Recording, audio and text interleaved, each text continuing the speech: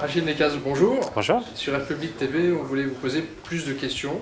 La première, c'est vous êtes candidat à l'élection présidentielle. Vous êtes ce qu'on appelle un petit candidat, mais vous avez les 500 signatures qui sont obligatoires pour pouvoir postuler à la magistrature suprême en France. Donc, est-ce que vous pensez aller très loin dans la politique nationale? Parce que vous savez que pour être président de la République, il faut postuler plusieurs scrutins. Alors, je revendique le statut jusqu'au 22 avril de petit candidat et ça ne me dérange absolument pas.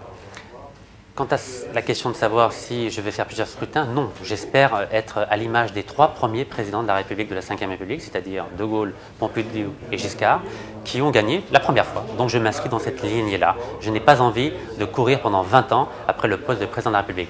D'ailleurs, une de mes propositions est de supprimer la fonction de président de la République et d'accorder la totalité du pouvoir exécutif au Premier ministre.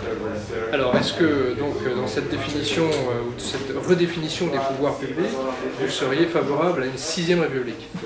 Je ne crois pas qu'il faut raisonner en termes de 5e, 6e ou 7e République comme un peu un logiciel Windows. Je suis partisan même d'enlever le caractère chiffré de la République et c'est simplement la République tout court. Je suis partisan, cependant, de petites modifications constitutionnelles qui vont faire que demain, notre démocratie va être plus vivante et plus respectueuse de la diversité, notamment une dose de proportionnelle et surtout la modification de l'article 41 de la Constitution qui aujourd'hui donne la priorité au gouvernement concernant les propositions de loi qui doivent être discutées à l'Assemblée. Donc je serais partisan qu'il y ait un rééquilibrage entre d'une part le pouvoir de l'exécutif et du législatif. Je vous rappelle que l'esprit de la Ve République, en 1958, c'était le Premier ministre, c'est-à-dire le président du Conseil, qui avait la totalité du pouvoir exécutif.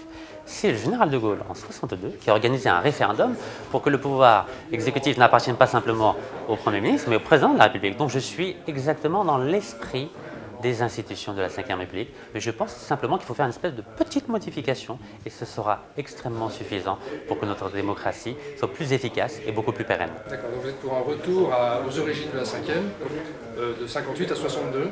Tout à fait, je considère que... Un président de la République élu en suffrage universel indirect. C'était le cas, mais je pense qu'aujourd'hui nous n'avons pas besoin de président de la République. Pourquoi? Parce que on voit bien, depuis 2002, à peine est-on sorti de l'élection présidentielle, que tout le monde pensait aux élections de 2007. Ce n'est pas en ayant une démocratie où les gens ne pensent qu'à être président qu'on va réussir à régler les problèmes des Français. Ce n'est pas être président qui compte, c'est être au service des Français. Et pour moi, le pouvoir, ce n'est pas le pouvoir d'être président, mais le pouvoir de pouvoir changer les choses, le quotidien, à la fois des élus et des citoyens français. Donc, première mesure, quand vous arrivez au pouvoir, Rachid Nekaz, après la mesure institutionnelle qui est de supprimer la fonction de président de la République, qu'est-ce que vous faites pour le concret du quotidien des Français?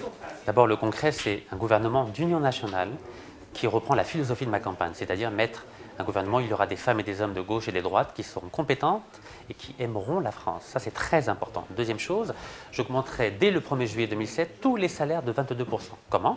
En supprimant les charges sociales salariales, c'est-à-dire celles que payent les salariés, et en compensant grâce à l'augmentation de la TVA de façon pondérée, c'est-à-dire en fonction du revenu de chacun. Et de cette façon, les Français vont voir une différence immédiate entre le précédent gouvernement et le nouveau. Rachid Nekaz, merci beaucoup. Merci de votre invitation. Pour avril et mai 2007. Merci beaucoup.